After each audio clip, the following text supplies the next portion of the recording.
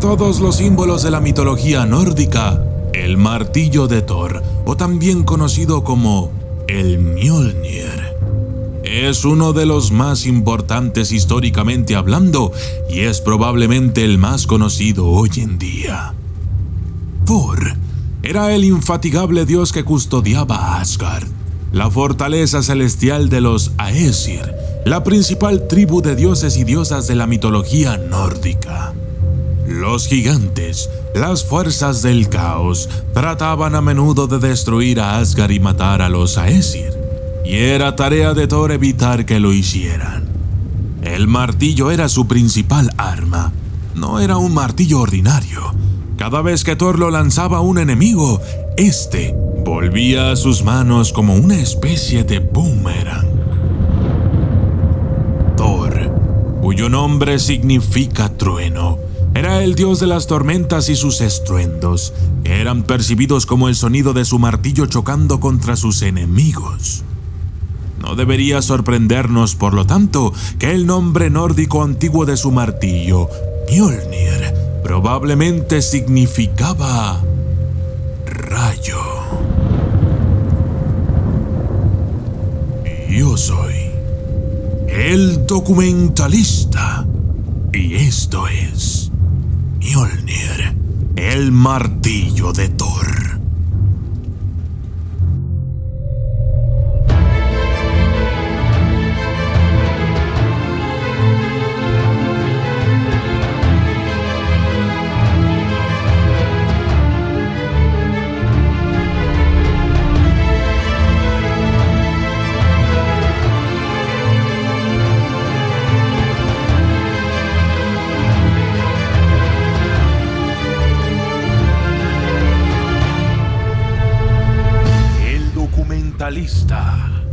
Aunque la etimología del Mjolnir es incierta, la mayoría de los estudiosos rastrean el nombre hasta una raíz indoeuropea que se atestigua en la antigua palabra del eslavo mlunuchi, del ruso molnija o del galés melt, todas las cuales significan relámpago. También puede estar relacionado con las palabras islandesas njol, nieve nueva, o njali, blanco, el color del rayo y un símbolo potencial de pureza. El martillo de Thor como instrumento de bendición, consagración y protección. El martillo de Thor era ciertamente un arma, la mejor arma que tenían los Aesir, pero era más que eso. También ocupaba un papel central en los rituales de consagración y santificación. El martillo se usaba en ceremonias formales para bendecir matrimonios, nacimientos y probablemente también funerales. En un episodio de la prosa edda del historiador medieval islandés Snorri Sturluson, Thor una vez mató y comió sus cabras, y luego las devolvió a la vida santificando sus huesos con su martillo. El historiador medieval danés Saxo Grammaticus registra que en uno de los templos de Thor en Suecia se guardaban enormes martillos y que periódicamente la gente celebraba allí un ritual que consistía en golpear los martillos contra una especie de tambor que resonaba.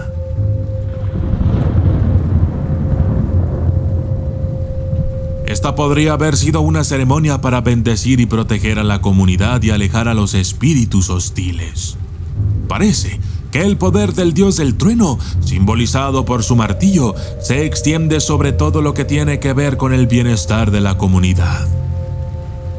Cubría el nacimiento, el matrimonio y la muerte, el entierro y las ceremonias de cremación, las armas y los banquetes, los viajes, la toma de tierras y los juramentos entre hombres.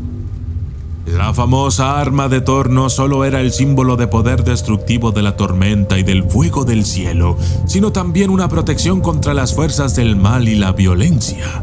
Sin ella, Asgard ya no podía ser protegida contra los gigantes y los hombres confiaban en ella también para dar seguridad y apoyar el Estado de Derecho.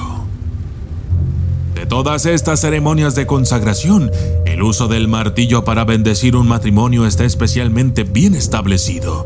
La existencia de este rito se asume en el cuento de Thor como trasvestido, donde los gigantes robaron el martillo de Thor y él fue a recuperarlo vistiéndose de novia para casarse con uno de los gigantes. Sabiendo que el martillo sería presentado durante la ceremonia, cuando fue presentado, lo tomó y rápidamente rompió los cráneos de todos los gigantes presentes. Una roca de la edad de bronce escandinava aparentemente muestra una pareja bendecida por una figura más grande que sostiene un martillo, lo que indica la considerable antigüedad de esta noción. Parte de esta bendición consistía en impartir la fertilidad a la pareja, lo que tendría sentido a la luz de las conexiones de Thor con la agricultura y la fertilización de los campos. Estos papeles del martillo eran inseparables de su uso como arma para defender a los asgardianos de los gigantes. Uno de los patrones universales de la conciencia humana es el concepto de el cosmos, un reino definido por el tiempo y el espacio sagrados, y el caos, un reino definido por el tiempo y el espacio profanos, ordinarios. El cosmos es típicamente visualizado como un círculo, una isla en un mar de caos. En la mitología nórdica, el cosmos y el caos se llamaban, respectivamente, Inangard y Utangard. Asgard, el mundo de los dioses, y Midgard, el mundo de los humanos, ambos tienen el elemento Gard en las versiones modernas de sus nombres. Este sufijo denotaba una fortaleza o un recinto, algo que estaba circunscrito por un muro, una valla o algún otro tipo de límite para separarlo de las zonas exteriores. Era un cosmos que estaba protegido contra el caos utangardista que lo rodeaba. El mundo de los gigantes se llamaba Jotunheim o Utgard. Jotunheim simplemente significa el hogar de los gigantes, mientras que Utgard significa fuera del jardín. Los Aesir, la humanidad y sus mundos eran vistos como un Inangard, un cosmos, mientras que los gigantes y su mundo eran vistos como un Utangard, un caos. Cuando algo o alguien era consagrado con el martillo de Thor, era sacado del reino del caos y absorbido por el cosmos. Era protegido de los efectos nocivos del caos y sus habitantes, y santificado y sancionado por el orden social y sus modelos divinos. Lo profano era desterrado y lo sagrado era establecido. Este patrón se confirma tanto en el uso del martillo como arma como en su uso como instrumento de bendición, consagración, protección y curación. Cuando Thor golpeó a los gigantes con el martillo, estaba defendiendo el cosmos y desterrando las fuerzas del caos. Cuando bendijo un matrimonio, un nacimiento, un campo o una persona muerta con él, su acto tuvo el mismo significado religioso. ¿Cómo se hizo el martillo de Thor? La historia de cómo el Mjolnir llegó a existir se cuenta en el cuento de una creación del martillo de Thor. Un día, el embaucador Loki se sintió especialmente engañado y cortó el largo y dorado cabello de la esposa de Thor, Sif. Enfurecido, Thor estaba a punto de matar a su hermano Loki cuando éste juró ir a Svartalfheim, a la tierra de los enanos, que eran conocidos como los más grandes herreros de los 9 mundos. Allí obtendría una cabeza de pelo para Sif, que era aún más maravillosa que la que había cortado. Thor consintió en este acuerdo. Mientras estaba en las herrerías cavernícolas con los enanos, Loki pudo adquirir su premio y, al desafiar astutamente a varios enanos para probar quién era el mejor herrero, adquirió varios tesoros más para los dioses también. Entre ellos estaba el martillo de Thor, que era corto en el mango porque Loki, en forma de mosca, mordió el párpado del enano que lo estaba forjando.